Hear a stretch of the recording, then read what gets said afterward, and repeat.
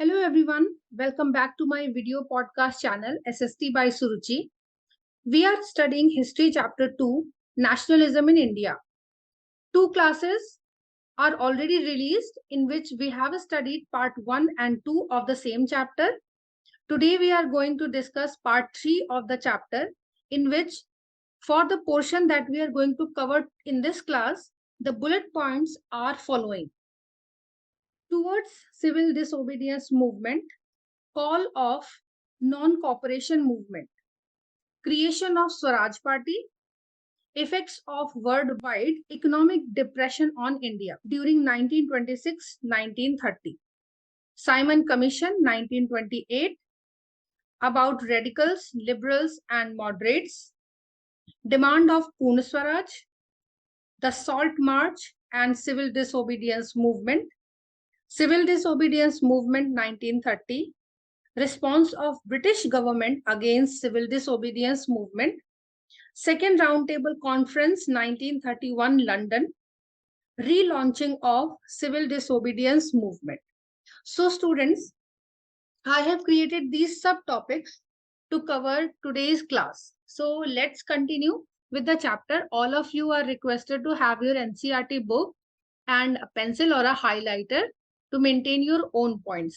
ठीक है, तो पहले के पोर्शन में जो हम लोगों ने पढ़ा पार्ट 1 और पार्ट 2 में, हमने चैप्टर का जो सेकंड वीडियो था उसमें हम लोगों ने स्टोरी क्लोज की थी, जहां पे हमने पढ़ा था कि गांधी जी ने जो अपना नॉन कॉपरेशन मूवमेंट था वो विड्रॉ कर दिया था, क्योंकि चौरा चौरी इंसिडेंट हुआ था, बहुत ही वायलेंट था। गांधी जी ने इससे नाराज होकर, डिसअपॉइंट होकर अपने मूवमेंट को वापस ले लिया था। ठीक है, अब हम लोग शुरू करने जा रहे हैं third part, towards civil disobedience movement.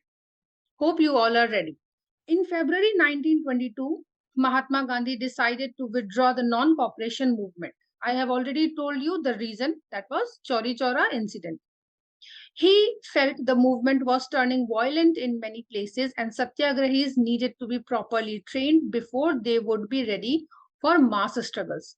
Gandhi ji का जो मेन एम था कि नॉन वायलेंट तरीके से सत्याग्रह का मूवमेंट चले, तो उनको ऐसा लगा कि सत्याग्रही प्रॉपरली अभी समझते ही नहीं है सत्याग्रह का मतलब क्या होता है, उन्हें प्रॉपरली ट्रेंड होना चाहिए, उसके बाद उन्हें किसी मास स्ट्रगल में पार्टिसिपेट करना चाहिए, क्योंकि अगर ऐसे ही उनके मूवमेंट्स वायलेंट होते रहे तो उनके सत्याग्रही जो आइडिया है उसका सही तरीके से एग्जीक्यूशन नहीं हो रहा।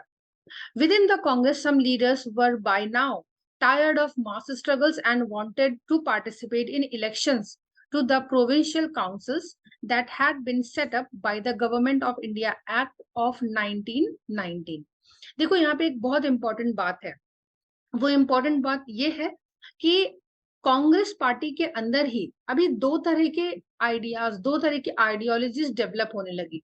एक ग्रुप ऐसा था जो थोड़े से मेच्योर लोग थे, उनका ग्रुप ऐसा था, वो लोग ऐसे थे लीडर्स जिनको ऐसा लगता था कि ये मास स्ट्रगल्स बहुत हो गए, हर बार मास स्ट्रगल का रिजल्ट होता है वायलेंस और मैसेकर और गवर्नमेंट के साथ हमारे जो झगड़े हैं। ठीक है, तो उनको ऐसा लगता था कि ये लड़ झगड़ के स्ट्रगल करके हमें हासिल कुछ भी नहीं होना है, हमें गवर्नमेंट ऑफ इंडिया एक्ट में जो 1919 में पास हुआ था उसके तहत जो प्रोविंशियल काउंसिल में इलेक्शन में पार्टिसिपेट करने का मौका मिला है, तो हमें वैसे ही इलेक्शन में पार्टिसिपेट करना चाहिए और अपने पावर को गेन करना चाहिए।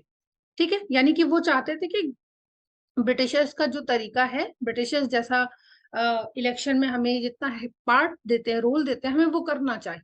ठीक है, they felt that it was important to oppose British policies within the council, argue for reform, and also demonstrate that these councils were not truly democratic. अच्छा, इस तरह के जो विचार रखते थे लीडर्स, इनका मानना था कि हम लोग सड़कों पे उतर के झगड़ नहीं सकते हैं, कितना लड़ लेंगे और कितना वायलेंस कर लेंगे या कितना नॉन वायलेंस करके उनको कन्विंस कर लेंगे। तो इन लीडर्स का मानना था कि क्यों ना हम इलेक्शन में पार्टिसिपेट करें और काउंसिल में रहकर ही ब्रिटिश पॉलिसीज को अपोज करें और आर्ग्यू करें कि ये जो काउंसिल में चीजें चल रही हैं वो ट्रूली डेमोक्रेटिक नहीं है। ठीक है, तो बेसिकली यहाँ पे आप ये समझिए कि इन लीडर्स का मानना था कि इलेक्शन में पार्टिसिपेट करो, उनकी असेंबलीज का हिस्सा बनो, काउंसिल में जाकर के उनसे आर्ग्यूमेंट करो कि आपकी चीजें, आपकी पॉलिसीज ठीक नहीं है, और हम्बली उस चीज को थोड़ा सा सुधार किया जाए। ठीक है, अब ऐसे लीडर्स के नाम क्या है? C R Das and Motilal Nehru, खास करके ये दो प्रोमिनेंट लीडर्स थे उस टाइम, जो ये जो अभी मैंने आपको आइडियोलॉजी बताई है इसको प्रमोट करते थे। ठीक है, इनका मानना था कि ये जो वायलेंस वाला सिस्टम चल रहा है, मूवमेंट वाला सिस्टम चल रहा है, ये ठीक नहीं। तो क्या किया इन्होंने? स्वराज पार्टी, एक नया हिस्सा, मतलब कांग्रेस पार्टी का ही एक एक नया हिस्सा, एक नई पार्टी बना ली जिसका नाम रखा स्वराज पार्टी। वेरी शॉर्ट का क्वेश्चन है ये कि स्वराज पार्टी किसने बनाई? Motilal Nehru and C R Das ने। या ये क्वेश्चन ऐसे भी आता है कि which party was maintained by C R Das and Motilal Nehru. ठीक है, तो Swaraj party within the Congress to argue for a return to council politics. इन्होंने स्वराज पार्टी बनाई और अपनी ही पार्टी और लोगों के साथ डिस्कस किया, आर्ग्यू किया कि हमें काउंसिल पॉलिटिक्स में वापस लौटना चाहिए, ये मास स्ट्रगल करने से हमें कुछ भी हासिल नहीं होगा। But younger leaders like Jawaharlal Nehru and Subhash Chandra Bose pressed for more radical mass agitation and for full independence। ठीक है, मगर कुछ यंग जनरेशन के लीडर्स भी थे जैसे कि जवाहरलाल नेहरू एंड सुभाष चंद्र बोस। इनका मानना था कि हमें ऐसे ही रेडिकल मास एजिटेशन की जरूरत है, और अब हमें उनके साथ कॉपरेट करके या उनकी काउंसिल इलेक्शन में पार्टिसिपेट करके उनसे हमें कुछ रिक्वेस्ट नहीं करनी है। We need full independence. So हमें कुछ ना कुछ रिबेलियस तो करना ही पड़ेगा, ऐसे एजिटेशन अपनी शो करनी पड़ेगी ताकि हमें फुल इंडिपेंडेंस मिल सके। ठीक है, तो आप देख सकते हो इस पैराग्राफ में दो तरह की बातें करी गई हैं। एक है जो थोड़ा सॉफ्ट टेम्परामेंट रख रहा है, एक है जो थोड़ा हॉट टेम्परामेंट रख रहा है। ठीक है, तो इस तरह से कांग्रेस पार्टी में दो ग्रुप से बन जाते हैं। एक ग्रुप जो ब्रिटिश के साथ काम करके देश को आजाद कराना चाहता था, जिसमें बहुत टाइम लगता और अश्योरेंस नहीं था कि आपको इंडिपेंडेंस मिलेगा। बट ये जो यंग लीडर्स थे इनका तरीका अलग था, और ये एक ही बात पे स्टबर्न थे, वो क्या था? Full independence. ठीक है, in such a situation of internal debate and dissension, two factors again shaped Indian politics toward the late 1920s। देखो, एक ही पार्टी के अंदर अब दो तरह की विचारधारा आ गई है, तो उस पे आपस में डिबेट है, कहीं ना कहीं कह सकते हो अनबन जैसी भी है ग्रुप्स में।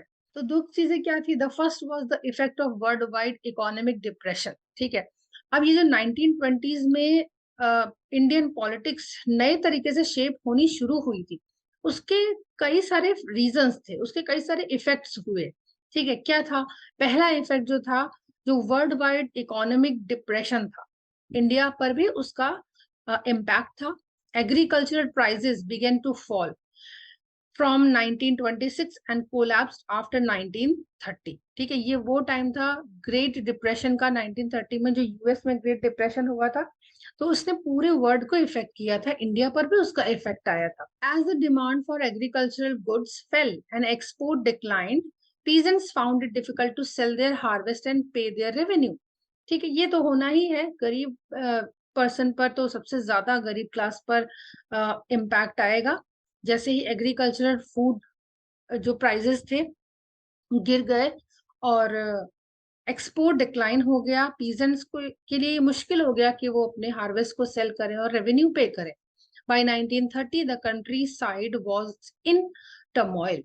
पूरे देश में एक टर्मोइल था, इकोनॉमिक डिप्रेशन का। ठीक है, ये जो पैराग्राफ मैंने अभी आपको बताया है, ये इस बारे में है कि कंट्री में ऐसी क्या प्रॉब्लम हुई 1926 से 1930 तक कि बहुत ज्यादा टर्मोइल हो गया। तो उसका बेसिक रीजन आप ये समझ के रखिए, वर्ल्ड वाइड इकोनॉमिक डिप्रेशन, जिसका असर इंडिया के पीजेंट्स पर और इंडिया के एग्रीकल्चरल फील्ड में सबसे ज्यादा पड़ा। ठीक है, अब हम लोग पढ़ने जा रहे हैं अबाउट साइमन कमीशन। वो क्या था, कैसे फॉर्म हुआ? अगेंस्ट दिस बैकग्राउंड, एक तरफ कंट्री में ये सारी सिचुएशन चल रही है, आर्थिक तंगी जिसे कहते हैं। ठीक है, new Tory government in Britain, Britain में टोरी गवर्नमेंट थी, क्योंकि मैंने आपको बताया है शायद पहले भी कि ब्रिटेन एक ऐसा देश है जहां पे बहुत पहले ही कॉन्स्टिट्यूशनल मोनार्की स्टैब्लिश हो चुकी थी। ठीक है, मोनार्की होने के साथ साथ कॉन्स्टिट्यूशन होने की वजह से गवर्नमेंट भी थी। तो उस टाइम जो वहां के गवर्नमेंट हेड थे मिस्टर टोरी थे, उन्होंने एक क्या कुछ नई चीज कॉन्स्टिट्यूट करी, a statutory commission under sir John Simon. ठीक है, एक कमीशन बनाया, उस कमीशन के हेड थे सर जॉन साइमन। तो टोरी गवर्नमेंट ने ये जो कमीशन बनाया, स्टैचुअरी कमीशन बनाया, इसका रीजन क्या था? This was setup in response to the nationalist movement. The commission was to look into the functioning of the constitutional system in India and suggest changes. ठीक है, यानी कि कहीं ना कहीं ब्रिटेन की जो गवर्नमेंट थी वो इस चीज को एनालाइज कर रही थी कि अगर इंडिया में इतने ज्यादा नेशनलिस्ट मूवमेंट हो रहे हैं तो क्यों हो रहे हैं, पहले तो ये देखना पड़ेगा कि क्यों हो रहे हैं और इन पर रिस्पॉन्स क्या है सबका। ठीक है, और ऐसी क्या ब्रिटिश कॉन्स्टिट्यूशनल सिस्टम में मिस्टेक है कि इंडिया के लोगों को मूवमेंट करने से हम कंट्रोल नहीं कर पा रहे हैं। अगर कोई ऐसी फंक्शनिंग में प्रॉब्लम है तो इस कमीशन का काम था कि नए चेंजेस इंडिया के कॉन्स्टिट्यूशनल सिस्टम में नए चेंजेस को सजेस्ट करे। The problem was the commission did not have a single Indian member. Problem इस पूरे कमीशन में कुछ भी नहीं थी, बस एक यही सबसे बड़ी प्रॉब्लम थी कि इस पूरे कमीशन में कोई भी इंडियन मेंबर नहीं था। इस पूरे कमीशन में सारे के सारे लोग ब्रिटिश थे। इस पूरे कमीशन के हेड कौन था? Sir John Simon. ठीक है, तो जब एक ऐसा कमीशन जो इंडिया के कॉन्स्टिट्यूशनल सिस्टम, जो भी ब्रिटिश का अप्लाई किया हुआ सिस्टम था, उसको उसको चेक करने आ रहा है या उस पर सजेशन देने आ रहा है, जो कुछ चेंज करने आ रहा है, तो कम से कम इंडिया के पर्सपेक्टिव से आपको कुछ तो देखना समझना चाहिए। तो कौन समझेगा जब कोई भी उसमें इंडियन ही नहीं है? तो सारे के सारे ब्रिटिशर्स इंडिया की प्रॉब्लम्स को, इंडिया की जरूरतों को समझ नहीं सकते। ठीक है, तो यही पे एक प्रॉब्लम सबसे बड़ी थी साइमन कमीशन का विरोध करने की। ठीक है, when the Simon Commission arrived in India in 1928, it was greeted with the slogan "Go back, Simon." ठीक है, जब 1928 में साइमन कमीशन इंडिया आता है, सर जॉन साइमन इंडिया आते हैं, तो सभी ने गो बैक साइमन के स्लोगन से उस कमीशन और सर जॉन साइमन को ग्रीट किया। मतलब कि सभी ने उसको एक तरह से विरोध कह सकते हो ना। All parties, including the Congress and the Muslim League, participated in the demonstration. अब सर जॉन साइमन का जो विरोध हो रहा था उसमें सबने पार्टिसिपेट किया था, कांग्रेस ने भी, मुस्लिम लीग ने भी। In an effort to win them over, the Viceroy Lord Irwin announced in October 1929 a vague offer. ठीक है, लोगों को कन्विंस करने के लिए जो वायसरॉय इरविन थे इंडिया के उस टाइम, अक्टूबर 1929 में उन्होंने एक वेग ऑफर दिया। वेग का मतलब झूठा ऑफर दे दिया, या dominion status for India in an unspecified future. मतलब डोमिनियन स्टेटस तो आप दे रहे हैं बट कोई स्पेसिफिकेशन नहीं है इंडिया के पास उसके बारे में। And a round table conference to discuss a future constitution. और उन्होंने कहा कि राउंड टेबल कॉन्फ्रेंस मतलब अरेंज करते हैं, ऑर्गेनाइज करते हैं, जिसमें बैठ के इंडिया के फ्यूचर कॉन्स्टिट्यूशन को डिस्कस करते हैं। सबसे पहला तो यही वर्ड याद रखिएगा, वेग ऑफर, कि जो कुछ भी इन्होंने डोमिनियन स्टेटस का ऑफर दिया या राउंड टेबल कॉन्फ्रेंस में डिस्कस करने की बातें कही कि इंडिया के कॉन्स्टिट्यूशन को हम डिस्कस करते हैं, चलिए, तो ये सारी चीजें वेग थी।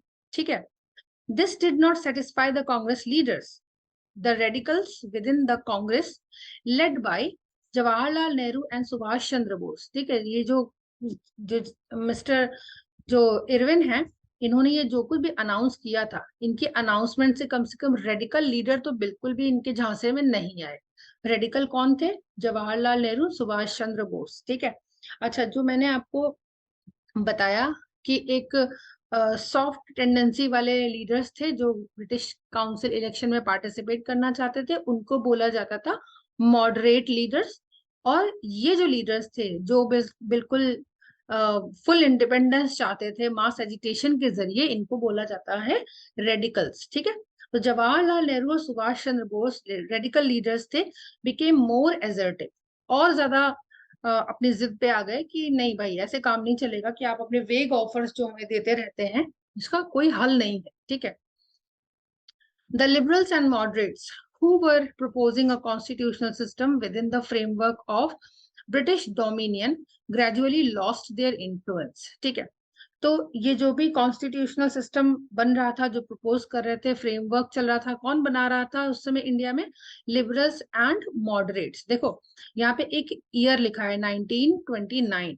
मैं आपको बता दूं, जब आप सिविक्स का चैप्टर आपने अगर 9th में अगर आपको याद होगा तो उसमें हम लोगों ने पढ़ा है इंडिया का जो कॉन्स्टिट्यूशन फ्रेम होना शुरू हुआ था वो 1929 से ही काम शुरू हो गया था उसके ऊपर, और मिस्टर मोतीलाल नेहरू ने उसके ऊपर काम करना शुरू किया था। ठीक है, तो वही बात आप इसको यहाँ कनेक्ट कर लीजिए कि कॉन्स्टिट्यूशनल सिस्टम का जो भी फ्रेमवर्क चल रहा था वो क्योंकि ब्रिटिश डोमिनियन में था, धीरे धीरे उसका इन्फ्लुएंस कम होने लगा। ठीक है, इन दिसंबर 1929 under the presidency of Jawaharlal Nehru, the Lahore Congress formalized the demand of पूर्ण स्वराज और फुल इंडिपेंडेंस फॉर इंडिया।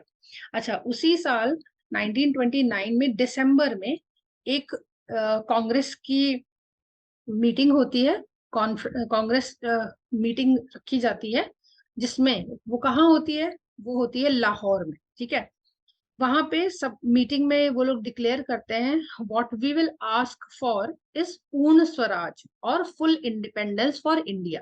ठीक, इसी डिमांड का फॉर्मेशन हो जाता है कि अब से जो हम अपने जिसको कहते हैं स्लोगन रखेंगे या जो डिमांड रखेंगे वो किसकी होगी? पूर्ण स्वराज यानी कि फुल इंडिपेंडेंस की। और ये दिसंबर 1929 की बात है, दिसंबर की।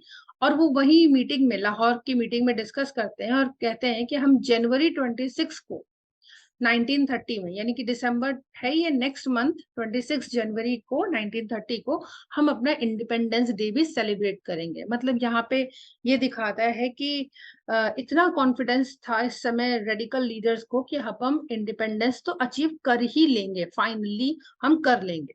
ठीक है, तो उन्होंने 26 जनवरी 1930 को इंडिपेंडेंस डे सेलिब्रेट करने तक का दावा कर लिया, वादा कर लिया, डिक्लेयर कर दिया। ठीक है, अब आप ये चीज ये यहाँ पे याद रखिएगा कि हम अभी करंट बात बता रही हूँ कि हम इंडिया में 26 जनवरी को इंडिपेंडेंस तो नहीं मना रहे हैं, क्या मनाते हैं? हम रिपब्लिक डे मनाते हैं। तो इसी डेट को as a mark of respect to some very great leader, है ना, क्योंकि ये जवाहरलाल नेहरू ने ये डेट डिसाइड करी थी इंडिपेंडेंस के लिए, तो हमें इंडिपेंडेंस तो इस दिन नहीं मिली, बट इस डेट की रिस्पेक्ट रखने के लिए हमने अपना कॉन्स्टिट्यूशन यानी हमने अपना रिपब्लिक डे इसी डेट पर सेलिब्रेट करना डिसाइड किया था। ठीक है, वो भी इंडिपेंडेंस के बाद की बात है, कंफ्यूज मत होइएगा दोनों बातों में, क्योंकि यहाँ पे ये टॉपिक आया इसलिए मैंने आपको बताया। Okay, when people were to take a pledge, कहते हैं कि हम 26 जनवरी 1930 को, जिस दिन हम अपना इंडिपेंडेंस डे मनाएंगे, हम सब प्लेज लेंगे to struggle for complete independence, but the celebration attracted very little attention. मगर ये जितना उन्होंने सोचा था कि हम अच्छे से सेलिब्रेट कर लेंगे और हम इंडिपेंडेंस डे मना लेंगे बिना इंडिपेंडेंस मिले, तो वैसा वो हो नहीं पाया, ये लोगों की अटेंशन उतनी ज्यादा उसको मिली नहीं। So Mahatma Gandhi had to find a way to relate this abstract idea of freedom to more concrete issues of everyday life. Mahatma Gandhi ने इस चीज को रियलाइज किया कि क्यों लोग अपनी अपनी विचारों को अहमियत देते हैं, किसी को फ्रीडम नहीं चाहिए। जैसा हम लोगों ने पहले वाले अपने क्लास में पढ़ा था ना, सबके लिए गांधी जी के मूवमेंट में पार्टिसिपेट करने का मतलब अलग अलग था, यानी कि किसी को इंडिपेंडेंस नहीं चाहिए थे ब्रिटिश से, सबको अपने अपने प्रॉब्लम का सोल्यूशन चाहिए था।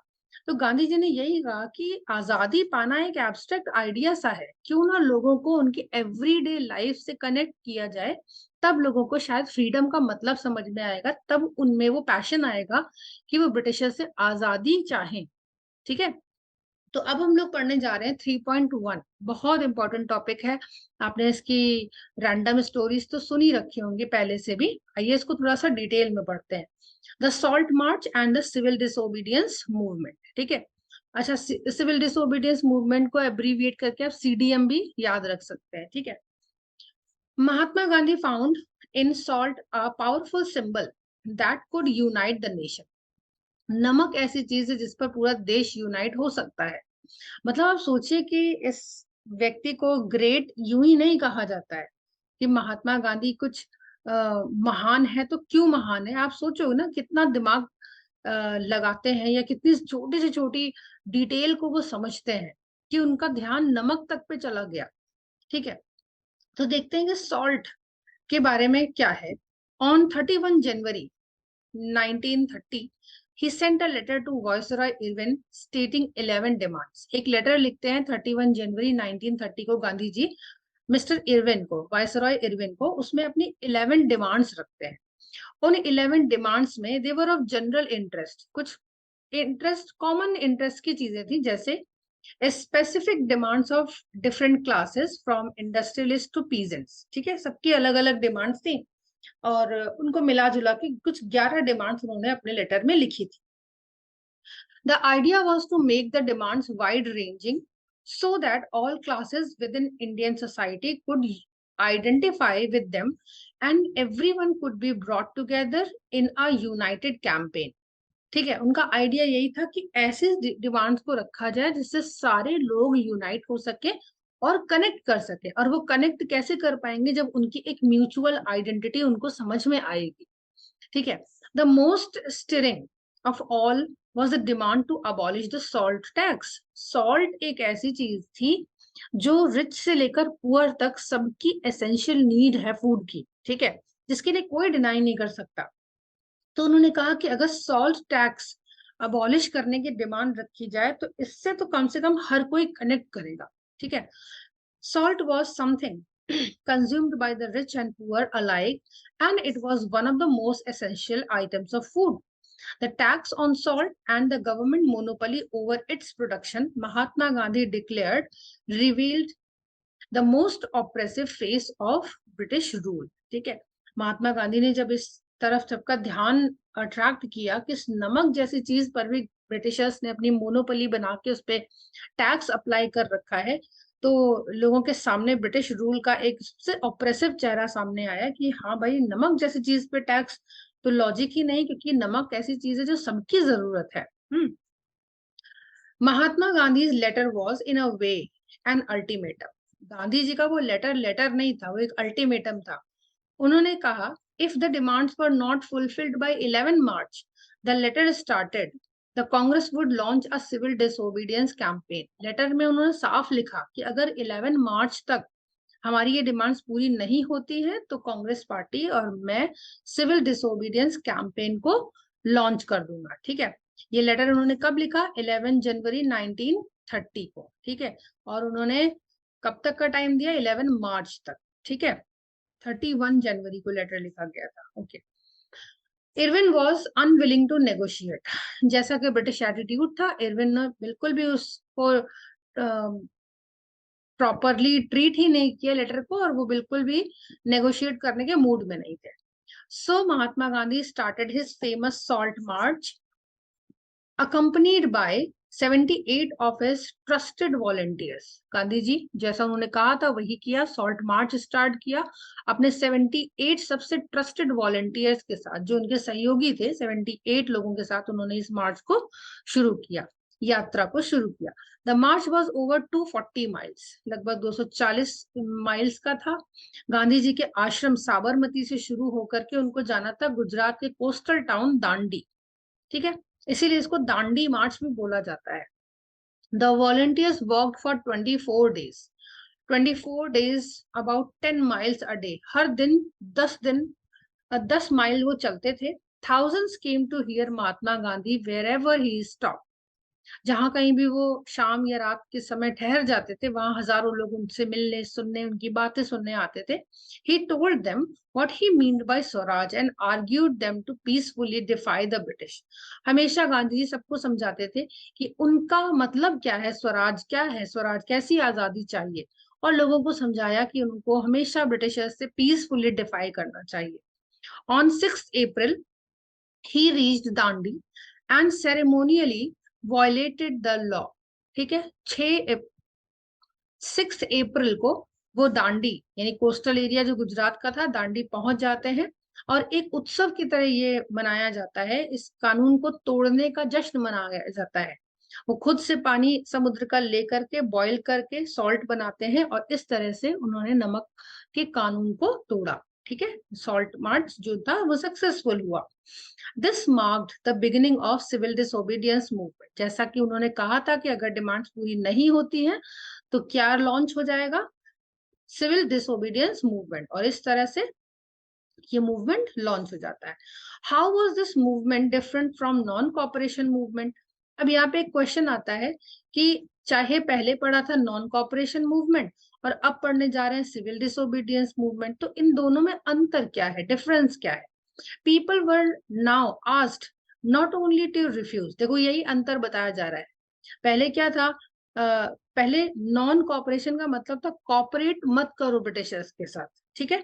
अब है कि कॉपरेट तो नहीं करना है, definitely you don't have to cooperate with British as they had done in 1921-22। जैसा पहले उन्होंने कहा था कि कॉपरेट नहीं करना है, अब उन्होंने कहा एक और चीज जोड़ दो, हमें तो उनके साथ कॉपरेट भी नहीं करना है और कॉलोनियल लॉज को भी तोड़ो, ठीक है। मैं फिर से आपको ये चीज बता दूं, आप इसमें गड़बड़ नहीं करिएगा। सिविल डिसोबीडियंस मूवमेंट में केवल इतनी बात थी, हमें कॉपरेट नहीं करना है, बट नॉन कॉपरेशन मूवमेंट का मतलब है हमें कॉपरेट तो बिल्कुल नहीं करना है, बट अब हमें कॉलोनियल लॉज को भी तोड़ना है, ठीक है। Thousand of different parts of the country broke the salt law. Gandhi ji की देखा देखी कई और जूनियर लीडर्स हुआ करते थे, उन्होंने भी सॉल्ट लॉ को तोड़ा। Manufactured salt and demonstrated in front of government salt factories, ठीक है। as the movement spread, फिर वही मूवमेंट स्प्रेड होता है, फॉरेन क्लोथ्स पर बाइकॉटेड एंड लिकर शॉप्स पर picketed, peasants refused to pay revenue and चौकीदारी taxes, village officials resigned, and in many places forest people violated forest law, going into reserved forest to collect wood and graze cattle, ठीक है। जैसा गांधी जी ने कहा था, न केवल हमें बाइकॉट करना है, न केवल हमें उनको कॉपरेट नहीं करना है, बल्कि कानून भी तोड़ना है। तो कानून भी तोड़े गए, बाइकॉट भी हुआ, जैसे कि यहाँ पे लिखा है ना कि फॉरेस्ट पीपल ने जो फॉरेस्ट लॉज थे उन्हें वॉयलेट किया, और पीजेंट्स ने रेवेन्यू देने से मना कर दिया, चौकीदारी टैक्स देने से मना कर दिया। और फॉरेस्ट पीपल ने कैसे तोड़ा कानून, रिजर्व फॉरेस्ट में एंटर करके लकड़ियां इकट्ठी करी और अपने एनिमल्स को ग्रेज करवाया। तो इस तरह से यहाँ पे ये मूवमेंट लॉन्च हो जाता है। अब देखते हैं अब क्या होगा उसका रिप्लाई। ये और इम्पोर्टेंट चीज है कि how the British government replied to the movement. हमेशा ही देखा है आपने कि रिप्लाई बहुत ही बुरा होता है, तो इस बार भी बुरा ही होगा। Worried by the developments, the colonial government began arresting the Congress leaders one by one. क्योंकि ये बहुत ही स्ट्रॉन्ग मूवमेंट था, इसलिए कॉलोनियल गवर्नमेंट इस बार, जिसको कहते हैं ना बौखला जाना, उन्होंने कांग्रेस के लीडर्स को एक एक करके अरेस्ट करना शुरू किया। This led to violent clashes in many places. फिर वही हुआ, जिस वायलेंस से बचना चाहते हैं गांधी जी और सत्याग्रही, वही होने लगा, फिर से वायलेंट क्लैशेस हो गए। when Abdul Ghaffar Khan, a devout disciple of Mahatma Gandhi, was arrested in April 1930. सबसे ज्यादा वायलेंस तब हुआ जब अब्दुल गफ्फार खान, जो गांधी जी के एक डिसाइपल थे, उनको अरेस्ट कर लिया गया। Angry crowds demonstrated in the streets of Peshawar facing armoured cars and police firing, ठीक है। जितने नाराज भीड़ थी ना सड़कों पे, जो उतर आए थे डेमोन्स्ट्रेट करने के लिए, उन पर पुलिस फायरिंग करी जाती है और आर्म्ड कार्स आती हैं उनको कंट्रोल करने के लिए। Industrial many were killed. अब इस झड़प में, ये जो भी फायरिंग हो रही है, वायलेंट रिस्पॉन्स दे रहे हैं ब्रिटिशर्स, इसमें बहुत से लोग मारे गए। एक महीने बाद महात्मा गांधी को भी अरेस्ट कर लिया गया। ये सबसे मतलब सबसे डेंजर चीज ब्रिटिशर्स ने यही कर दी कि महात्मा गांधी को ही अरेस्ट कर लिया। तो ये एक क्वेश्चन आ सकता है, in which year Mahatma Gandhi was arrested, ठीक है। सो इन मई 1930, या लिखा है ना एक महीने बाद, यानी अप्रैल में अगर गफ्फार खान को अरेस्ट किया गया, तो अप्रैल के बाद आता है मई, ठीक है। May 1930 Gandhi ji himself was arrested. Industrial workers in Sholapur attacked police post. अब गांधी जी के अरेस्ट हो जाने के बाद तो आप समझ ही सकते हो, शायद पीस मेंटेन होने का तो सवाल ही नहीं है, ठीक है। इंडस्ट्रियल वर्कर्स जो शोलापुर के थे, उन्होंने पुलिस पोस्ट पर अटैक कर दिया, म्युनिसिपल बिल्डिंग्स पर अटैक किया, लॉ कोर्ट्स, रेलवे स्टेशन पर अटैक हुआ। जितने भी ब्रिटिश रूल के सिंबल्स थे, उस हर स्ट्रक्चर पर अटैक हुआ, बिल्कुल वैसे ही जैसे फ्रांस के नाराज लोगों ने बेस्टील पर अटैक किया था, ठीक है। अ फ्राइटेंड गवर्नमेंट, जो ब्रिटिश गवर्नमेंट थी, डेफिनेटली वो भी डर गए कि ये हमने क्या कर दिया, responded with a policy of brutal repression, और उनका जो रिस्पॉन्स था वो और ब्रूटल हो गया, लोगों को मतलब ब्रूटली मारने की पॉलिसी उन्होंने अपना ली। Peaceful satyagrahis were attacked, women and children were beaten and about 1 lakh people were arrested, ठीक है। तो यहाँ पे अरेस्ट सबसे ज्यादा किया जाने लगा, और तो बच्चों तक के साथ मारपीट थी, सत्याग्रहीज पर अटैक किया जाता था। तो ये एक बहुत ही डेंजर सिचुएशन बनती है, ठीक है। In such a situation Mahatma Gandhi once again called off the movement, ठीक है। अभी आप समझ ही गए होंगे, अगर इतना वायलेंस हो जाएगा तो महात्मा गांधी क्या करेंगे। उन्होंने जो अपना ये जो मूवमेंट लॉन्च किया था, कॉल ऑफ कर दिया, मतलब वापस ले लिया, and entered into a pact with Irwin, mister Irwin के साथ एक समझौता किया उन्होंने 5 मार्च 1931 में, ठीक है। इसी को बोला जाता है गांधी इरविन पैक्ट। इस पर क्वेश्चन आता है, इसको बहुत ध्यान से समझिएगा। By this Gandhi Irwin Pact, Gandhi ji consented to participate in a round table conference.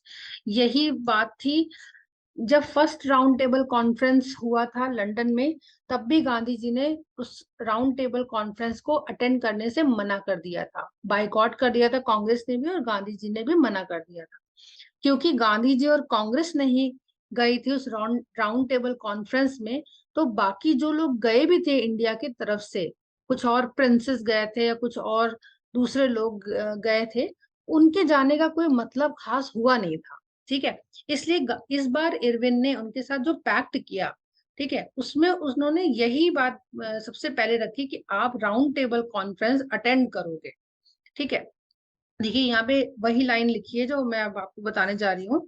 Gandhi ji consented to participate in a round table conference, the Congress had boycotted the first round table conference in London and the government agreed to release the political prisoners. जो bracket में लिखा था ना, मैंने इसकी story आपको बताई कि ठीक है। तो अभी सेकंड राउंड टेबल कॉन्फ्रेंस भी लंदन में होने वाली थी, और उन्होंने कहा कि अगर आप इस राउंड टेबल कॉन्फ्रेंस को अटेंड करते हैं, शर्त यही पैक्ट है, ठीक है, अगर आप इस राउंड टेबल कॉन्फ्रेंस को अटेंड करते हैं तो गवर्नमेंट अग्री करती है कि जितने भी पॉलिटिकल प्रिजनर्स हैं उनको रिलीज कर दिया जाएगा। रॉलेट एक्ट अगर आपको याद ना हो तो रिवाइज कर लीजिएगा, रॉलेट एक्ट यही था, पॉलिटिकल प्रिजनर्स को अरेस्ट कर लिया जाएगा, 2 इयर्स तक विदाउट एनी ट्रायल वो जेल में रहेंगे, ठीक है। तो वो यहाँ पे प्रॉमिस करते हैं कि पॉलिटिकल प्रिजनर्स को छोड़ दिया जाएगा अगर आप राउंड टेबल कॉन्फ्रेंस जो सेकंड लंदन में होने वाली है वो अटेंड करते हैं तो, ठीक है। अब देखिएगा यहाँ पे क्या बिट्रेयल मिलता है गांधी जी को। In December 1931 Gandhi ji went to London for the conference, जाते हैं क्योंकि उन्होंने पैक्ट साइन कर लिया तो जाएंगे सेकेंड राउंड टेबल कॉन्फ्रेंस में, लंदन जाते हैं। But the negotiations broke down and he return disappointed. जो जो वादे किए गए थे कि वहां पे नेगोशिएशन हो जाएगा, वो सारे नेगोशिएशंस ब्रेक डाउन हो गए और वो डिसअपॉइंटेड होकर इंडिया लौट आते हैं। इंडिया लौट आने के बाद उन्हें और शॉकिंग चीजें फेस करनी पड़ती हैं। Back in India he discovered that the government had begun a new cycle of repression.